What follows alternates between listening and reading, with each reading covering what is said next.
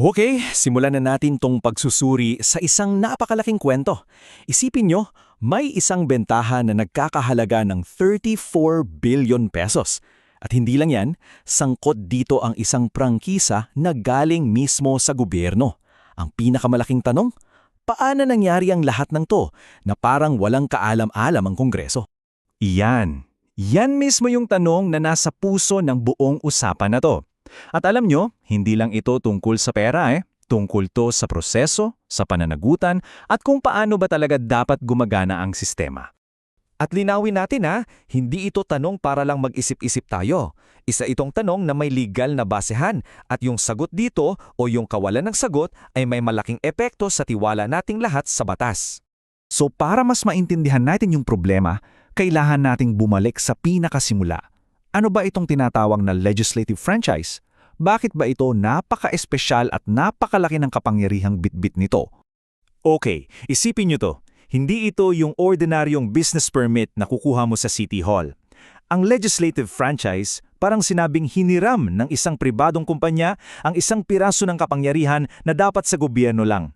Ganun siya kalakas. At noong 2019, yan mismo ang ibinigay ng Kongreso sa Solar para sa Bayan Corp na pag-aari noon ni Leandro Leviste.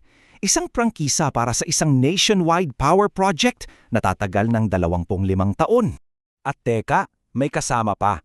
Bukod sa prangkisa, binigyan din sila ng isang pambihirang kapangyarihan, ang eminent domain. Ano to? Ito yung karapatan ng kumpanya na bilhin o kunin ang isang pribadong lupa para sa proyekto nila. Kahit ayaw ng may-ari, basta't may tamang bayad. Kapangyarihan niyan na karaniwang gobyerno lang ang meron. At alam niyo kung gaano kabilis na ipasa ang lakat ng to? Itong dambuhalang kapangyarihan na to inihain bilang bill noong Marso. At pagdating ng Hulyo, batas na. Wala pang 5 buwan. Sobrang bilis, di ba?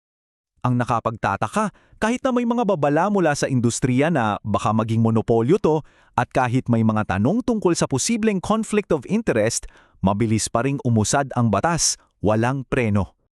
Okay, so naibigay na yung napakalaking kapangyarihan. Ngayon, ang pinakamahalagang tanong, ano naman ang nakuha ng publiko bilang kapalit? Natupad ba yung mga pangako? Ang laki ng tangako, di ba? 10,000 megawatts.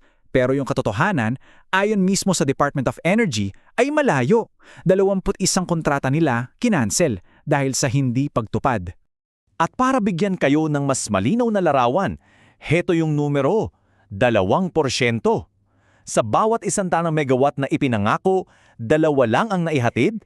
Grabe yung agwat, 98% ang hindi natupad. At dahil nga sa napakalaking agwat na yan, dito na ngayon pumapasok yung pinaka-kontrobersyal na bahagi ng kwento, yung 34 billion pesos na exit. So anong nangyari? Yung may-ari ibinenta yung controlling interest, yung kapangyarihang magpatakbo ng kumpanya sa Meralco Group. Ang halaga, mahigit 34 billion pesos. At ang timing, nangyari to habang siya ay isa ng nakaupong kongresista. Pero heto na yung pinaka-critical sa lahat kasi yung mismong batas na nagbigay sa kanila ng prangkisa may isinasaad sa Section 18. Malinaw na malinaw, anumang pagbebenta o paglipat ng controlling interest kailangan ng paunang pag-aaproba ng Kongreso.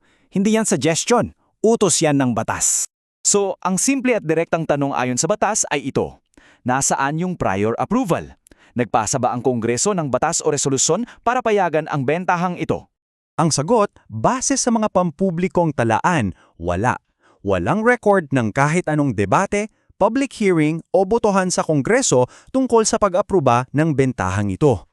Dahil mukhang malinaw na may nilabagan na kondisyon, ano ba dapat ang mangyari ayon sa batas? At mas mahalaga, kumilos ba ang mga ahensyang dapat magpatupad nito? Well, ayon mismo sa batas ng prangkisa, may tinatawag na ipso facto revocation clause. Ibig sabihin, sa oras na malabag ang kondisyon tulad ng pagbebenta ng walang approval, otomatiko, agad-agad na nababawi ang prangkisa. Wala nang tanong-tanon. Pero sa kabila ng linaw ng batas, ano ang naging tugon ng gobyerno? Mula sa Kongreso, sa mga ahensyang dapat mag-regulate, ang taning maririnig mo ay katahimikan. At ang mas nakakagulat pa dito ay yung kabalintunaan. Habang nangyayari ang lahat ng ito, yung mismong tao sa sentro ng transaksyon ay ipinapakilala ang sarili sa publiko bilang isang kampyon ng transparency at crusader laban sa korupsyon. Kaya kung susumahin natin yung pattern na pinapakita ng source, parang ganito. Una, kumuha ng isang napakalakas na pribilehyo mula sa gobyerno. Pangalawa, gamitin ang kapangyarihan nito. At pangatlo, ibenta para sa bilyon-bilyong pribadong kita na binabaliwala ang mga patakaran na nakasulat mismo sa batas. At ito yung pinakaugat ng lahat, di ba? Ang isang legislative franchise ay ibinibigay dahil may tiwala ang gobyerno na gagamitin ito para sa serbisyo publiko.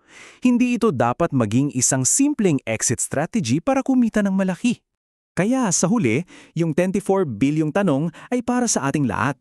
Kung ang isang batas na nagbibigay ng napakalaking kapangyarihan ay pwedeng baliwalain para sa pribadong kita, ano pa ang linya na naghihiwalay sa tiwala ng publiko at sa personal na interes? Yan ang tanong na kailangan nating pag-isipan.